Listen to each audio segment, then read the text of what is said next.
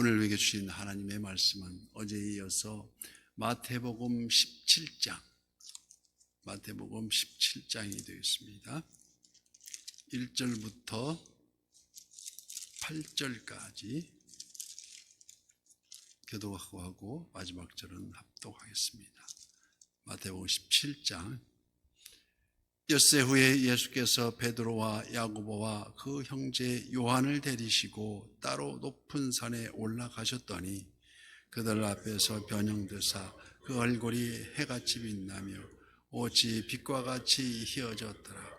그때에 모세와 엘리야가 예수와 더불어 말하는 것이 그들에게 보이거늘 베드로가 예수께 여쭈어 이르되 주여 우리가 여기 있는 것이 좋사오니 만일 주께서 원하시면 내가 여기서 초막 셋을 짓되 하나는 주님을 위하여 하나는 모세를 위하여 하나는 엘리야를 위하여 하리이다. 말할 때에 호련히 빛난 구름이 그들을 덮으며 구름 속에서 소리가 나서 이르시되 이는 내 사랑하는 아들이요 내 기뻐하는 자니 너희는 그의 말을 들으라 하시는지라. 제자들이 듣고 엎드려 심히 두려워하니 예수께서 나와 그들에게 손을 대시며 이르시되 일어나라 두려워하지 말라 하시니 제자들이 눈을 들고 보매 오직 예수 외에는 아무도 보이지 아니하더라. 아멘. 오늘도 실시간 유튜브를 통해서 선한 요새의 기도의 향연 속에 새벽을 깨우는 우리 성도님들 모두에게 여호와 샬롬 하나님의 지키시는 평강과 풍성한 은혜를 축복합니다. 민수기 6장 25절 말씀에 보면 아론의 제사장으로서의 축복이 나옵니다. 여호와는 그의 얼굴을 내게 비추사 은혜 베푸시기를 원하며, 이 아론의 축복처럼 여호와의 얼굴이 우리에게 비추실 때에 그 은혜가 우리를 향할 때에, 오늘 본문은 우리의 영이 신비에 이르는 변화산 체험에 대하여 기록하고 있습니다. 1절 말씀과 같이 엿새 후에 예수께서 베드로와 야고보와 그 형제 요한을 데리시고 따로 높은 산에 올라가셨더니, 여기 엿새 후에라 하면 그러면 엿새 전에는 어떤 일이 있었습니까? 이는 빌립보 가이사라 지방에서 제자들에게 드디어 내가 십자가의 고난과 제3일에 살아나야 할 것을 예고하신 사건입니다. 3번 예고하시죠. 마태복음에서도.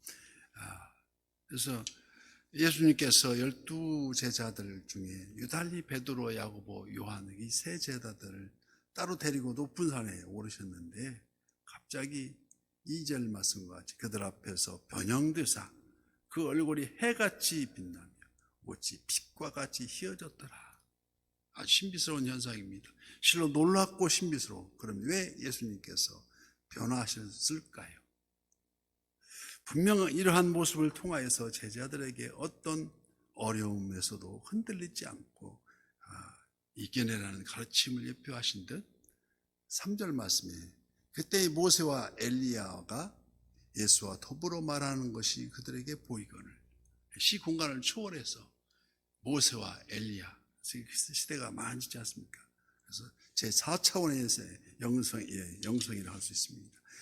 본문 3절에서 보면은 그때의 모세와 엘리야가 예수와 더불어 말하는 것이 그들에게 보이거늘, 지금 그들이 예수님과 더불어서 어떤 대화를 나누고 있는지 그에 대해서는 그 대화의 내용은 기록되어 있지 않습니다만, 다만 4절 말씀에 베드로가 예수께 여쭈어 이르되 주여 우리가 여기 있는 것이 좋사오니 만일 주께서 원하시면 내가 여기서 초막 셋을 짓되 하나는 주님을 위하여 또 하나는 모세를 위하여 하나는 엘리야를 위하여 하리다고 말씀합니다. 아마 베드로에겐 이 사건이 너무나도 행복한 장면이었을 것에서 그래서 굳이 산 아래로 내려가지 말자고, 여기까지 내지 말고 초막 셋을 짓자고 하는 겁니다. 거기서 살자는 겁니다. 이 말이 다 마치기도 전에 5절 말씀 말할 때 호련히 빛난 구름이 그들을 덮으며 구름 속에서 소리가 나서 이르되 이는 내 사랑하는 아들이요 내 기뻐하는 자니 너희는 그의 말을 들으라 하시는지라. 마치 들떠서 그림 같은 집을 지으려는 베드로에게 정신이 바짝 차려지는 음성이었습니다.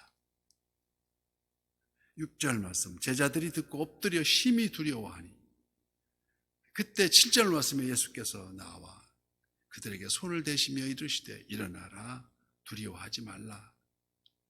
아주 신기한 것은 제 8절 말씀에 제자들이 눈을 들고 보매 오직 예수 외에는 아무도 보이지 않고 엘리야가 모세는 어디로 갔는지 안 보이고 예수님만 계시더라. 아마 이 제자들의 마음속엔 두렵고 떨리는 심정으로 그 변화산에 올랐을지도 모릅니다. 왜냐하면 이미 엿새 전에 십자가의 고난과 제3일에 살아나야 하심을 말씀하셨기 때문에 이게 무슨 일인가 하고, 지금 예수님께서는 이제 곧 다가올 자신이 변화산 신비처럼 변화되어야 할 모습을 미리 나타내고 계시겠다는 것입니다. 그들은 정녕 모세와 엘리야가 나타나 예수님과 대화하는 현장을 보았습니다. 구약에서 모세는 율법을 대표하는 인물이었고 엘리야는 선지자를 대표하는 인물로서 인식될 뿐 당시엔 그 의미를 몰랐다는 것입니다. 그저 베드로의 제안처럼 그곳에 초막셋을 짓고 함께 살았으면 하는 마음뿐이었다는 것입니다. 만약에 제대로 알았더라면 예수님 십자가에 달리시면 다 도망가지 않았겠죠. 그래, 무슨 뜻인가도 모르고 그냥 따라다녔다는 것입니다. 하지만 비로소 진리를 깨닫고 나서야 예수님의 부활은 구약의 율법과 선지자들의 모든 예언이 성취였음을 깨닫게 되었고, 이는 실로 인간의 일이 아닌 하늘 아버지의 음성, 이는 내 사랑하는 아들이요 내 기뻐하는 자니 너희는 그의 말을 들으라 하신 뜻을 그때 알았다는 것입니다. 예수님께서는 사마리아 수가성 여인에게 내가 주는 물을 마시는 자는 영원히 목마르지 아니하리니 내가 주는 물은 그 속에서 영생하도록 솟아나는 샘물이 되리라 하신 것 같습니다. 그래서 이는 실로 모든 인생의 문제에 대한 그 해답, 오직 그리스도 예수 안에서만 그 해답이 풀릴 수 있다는 것이 아니겠습니까? 그래서 로마서 10장 17절 말씀에 그러므로 믿음은 들음에서 나며 들음은 그리스도의 말씀으로 말미암느니라고 그리스도 말씀을 중히 여기시는 것입니다. 사랑하는 우리 성도님들, 변화산에서의 체험과 변화산에서의 그 하나님의 음성은 우리에게 무엇을 예지해 주고 있습니까? 우리가 걸어온 수많은 길들, 어떤 길은 사람의 겉보기에 바른 길 같이 보이나 축복해야 될 것 같은 봐도 필경은 사망의 길이었으며, 또 어떤 길은 수많은 자들이 망설임 없이 들어가고 있다 해도, 지금도 들어간다 해도 주님이 허락하지 아니하시면 오늘 또 요한복음 14장 6절 말씀에 우리 주님은 말씀하고 계십니다. 예수께서 이르시되 내가 곧 길이요 진리요 생명이니 나로 말미암지 않고는 아버지께 올 자가 없느니라고 말씀하십니다. 그래서 베드로는 훗날 자신의 서신 베드로 후서를 기록할 때에 그 가운데 바로 이날을 기억하면서 변화산 체험을 되뇌이고 크신 위엄과 영광을 친히 보았노라고 증거하고 있습니다. 자신이 달려가는 그 길을 다름 아닌 우리 주님을 향한 영광의 면류관임을 깨달아 기록하고 있다는 것입니다. 오늘도 여호와는 그의 얼굴을 내게로 향하이드사 평강 주시기를 원하노라. 우리 주님은 우리에게 평강을 주시기를 원하십니다. 오늘도 열방을 향하여 복음이 부끄럽지 않도록 주님의 몸된 교회, 바로 그 선한 이웃에 꾸준히 성화되어 가는 모든 성도님들 지체가 되시기를 예수님 이름으로 축복합니다.